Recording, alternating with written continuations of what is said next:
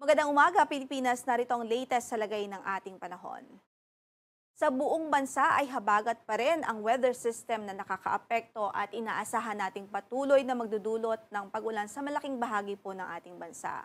Mataas pa rin ang tsansa ng katamtaman hanggang sa malakas na mga pag-ulan dito po sa Occidental Mindoro, Palawan Province, sa Western Visayas at Negros Island Region dahil pa rin po yan sa habagat o southwest monsoon. Samantala dito sa Metro Manila at mga karatig lugar katulad na lamang sa Zambales, Bataan, Cavite, Batangas, maging dito po sa natitirang bahagi pa ng Visayas at sa buong Mindanao, maging dito po sa Batanes at Babuyan Islands, inaasahan pa rin natin ang maulap na papawuring sa maghapong ito at mga kalat-kalat na bagulan at pagkidlat pagkulog anytime of the day dahil pa rin po yan sa southwest monsoon o habagat.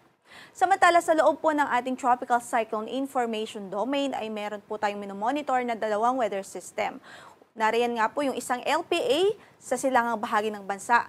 Nasa labas po yan ng ating area of responsibility at base sa ating latest na ating data, huling nakita yan sa layong 2,030 kilometers hilagang-silangan o hilagang-silangan ng extreme northern Luzon. So malayo naman po yan sa atin at wala po itong direktang epekto ngayon sa anumang bahagi ng ating kalupaan.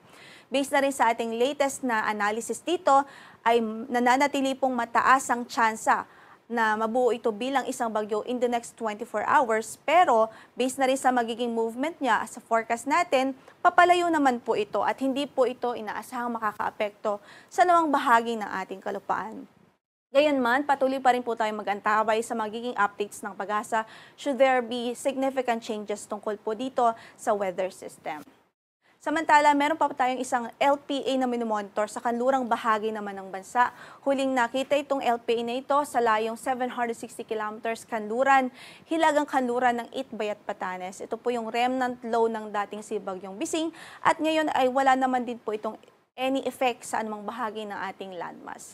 Gayunpaman, patuloy pa rin po tayong mag-antabay sa mga updates ng Pag-asa ukol sa mga weather disturbances na nariyan po sa ating Tropical Cyclone Information Domain at lalong-lalo na yung nasa loob ng ating area of responsibility na weather system na nakakaapekto sa atin, which is at this time ay habagat o southwest monsoon. Inaanyayahan din po natin ang ating publiko na bisitahin ang website na panahon.gov.ph para po sa mga real-time thunderstorm at rainfall advisories at updates. Kung meron man po sa inyong mga lugar na mga in-effect na any warnings or updates dahil pa rin nga po sa mga pag-ulan na ito dulot ng habagat.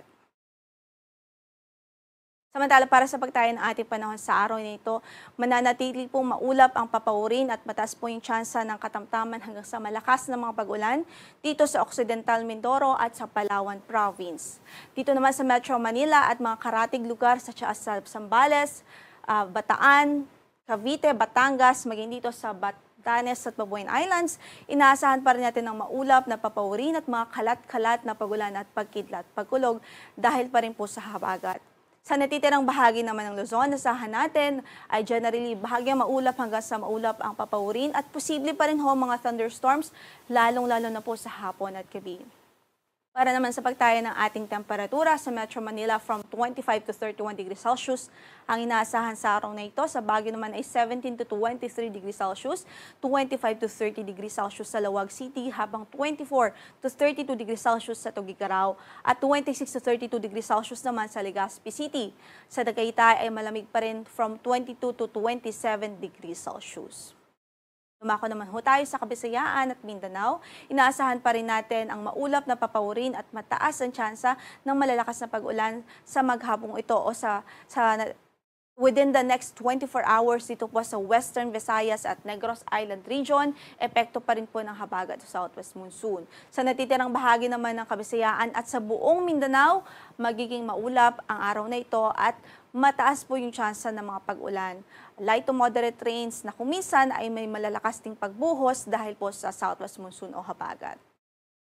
Para naman sa pagtayo ng ating temperatura sa Tacloban from 26 to 32 degrees Celsius, 27 to 32 degrees Celsius sa Cebu, habang 25 or 26 to 31 degrees Celsius sa Puerto Princesa City, 25 naman to 30 degrees Celsius sa Kalayaan Islands at 25 to 31 degrees Celsius sa Iloilo City. Sa Cagayan naman ay 24 to 32 degrees Celsius, 25 to 32 sa Davao City at 24 to 31 degrees Celsius sa Zamboanga City. Kasalukuyan ay wala rin po tayong gale warning na nakataas sa anumang bahagi ng ating mga baybaying dagat. Katamtaman hanggang sa maalong kondisyon na karagatan lamang ang nakikita po natin dito sa western at northern section ng Luzon. Kaya iba yung pag-iingat pa rin po ang ating abiso sa ating mandaragat doon, especially yung mga gumagamit ng maliliit na sasakyang pandagat dahil delikado pa rin po yung maalon na kondisyon ng karagatan. At lalo't prevailing pa rin po ngayon ang southwest monsoon o habagat sa bansa. Ang sunrise natin for today is 5:34 in the morning at lulubog ang araw mamaya sa ganap na alas 6:30 ng gabi. Ito po si Lori de la Cruz Galicia. Magandang araw po.